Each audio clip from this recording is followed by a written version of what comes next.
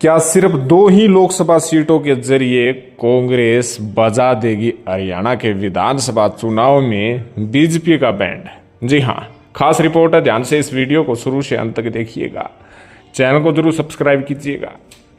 आपको पता है कि 2019 के लोकसभा चुनाव में भारतीय जनता पार्टी ने 10 की 10 लोकसभा सीटें जीत दर्ज करके पूरे हरियाणा ही नहीं बल्कि पूरे देश में डंका बजा दिया था। और उसके बाद जब 4 महीनों के उपरांत विधानसभा चुनाव हुए तो बीजेपी के लोकसभा चुनाव की तुलना में विधानसभा चुनाव का वोट प्रतिशत गिरा।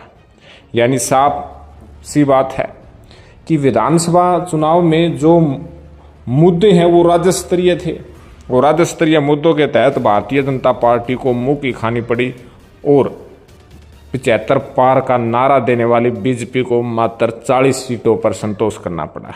मजबूरन गठबंधन के तहत उन्हें सरकार बनानी पड़ी। राजनीतिक विश्लेषकों की माने तो 2024 के लोकसभा चुनाव में यदि कांग्रेस पार्टी मात्र 2 लोकसभा सीट भी जीत जाती है तो अच्छी खासी सीटें विधानसभा चुनाव में कांग्रेस पार्टी फतेह कर सकती है।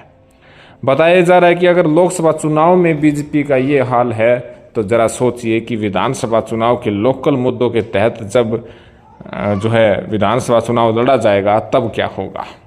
बताया जा रहा है कि 2 सीटें भी यदि कांग्रेस ले लेती है तो हरियाणा के विधानसभा चुनाव में इसका बड़ा इफेक्ट साबित होगा और भारतीय जनता पार्टी के लिए हरियाणा में सत्ता बरकरार रखना काफ़ी चुनौतीपूर्ण होगा। बीजेपी के लिए हरियाणा में विधानसभा चुनाव के परिणाम उनके अनुरूप जो है या उनके खिलाफ आ सकते हैं।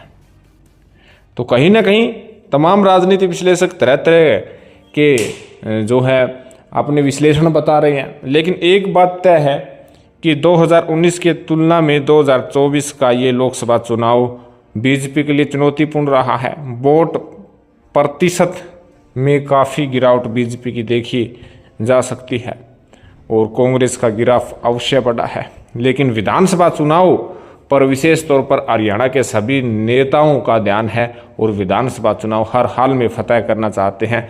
जहां कांग्रेस पार्टी पिछले 10 साल से सत्ता से दूर है तो बीजेपी तीसरी बार हैट्रिक बनाने की तलाश ढूंढ रही है और इसके लिए वे तरह तरह के फेरबदल भी किए हैं।